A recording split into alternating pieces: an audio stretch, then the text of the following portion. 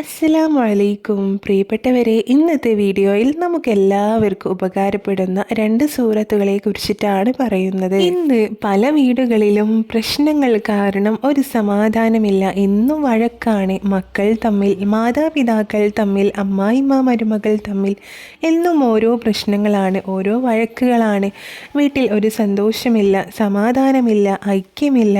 വീട്ടിലേക്ക് കയറാൻ തന്നെ തോന്നുന്നില്ല. ആർക്കും തമ്മിൽ സ്നേഹമില്ല. പരസ്പര സ്നേഹം തന്നെ വീട്ടിൽ നിന്ന് ഇല്ലാതായതുപോലെ ഈ പ്രശ്നങ്ങൾ എല്ലാം മാറി വീട്ടിൽ നല്ല ഐശ്വര്യവും സന്തോഷവും ഉണ്ടാവാൻ, വീട്ടിൽ എല്ലാവർക്കും പരസ്പരം സ്നേഹവും നല്ല ഒത്തൊരുമയും ഉണ്ടാവാനൊക്കെ നാം ഓതേണ്ട ചെറിയ രണ്ട് സൂറത്തുകളാണ് ഇന്ന് ഞാൻ പറയുന്നത് കേട്ടോ. ഈ സൂറത്തുകൾ പതിവാക്കുന്നവരുടെ വീട്ടിൽ നല്ല സന്തോഷവും സമാധാനവും, വീട്ടിൽ ഉള്ളവരെല്ലാവരും നല്ല സ്നേഹത്തോടെയും നിൽക്കുന്നതാണ്. സ്നേഹമുള്ള വീടാവാൻ നാം ചെയ്യേണ്ട ഒന്നാമത്തെ കാര്യമാണ് രണ്ട് സൂറത്തുകൾ ഞാനിവിടെ പറയുന്നുണ്ട്. ഈ സൂറത്തുകൾ രണ്ടും 7 തവണ ഓതി അള്ളാഹുവിനോട് ദുആ ചെയ്യുക കേട്ടോ.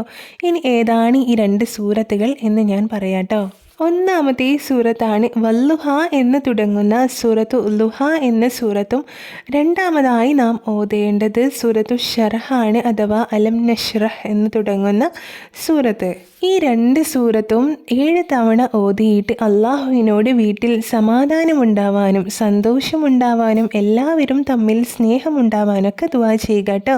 ഇനി രണ്ടാമതായി വീട്ടിൽ സ്നേഹമുണ്ടാവാൻ നാം ചെയ്യേണ്ടത് ഒരു പാത്രം വെള്ളമെടുക്കുക. അതിലേക്ക് ഈ രണ്ട് സൂറത്തുകളും ഓരോ തവണ ഓതുമ്പോഴും അതിലേക്ക് മന്ത്രിക്കുക.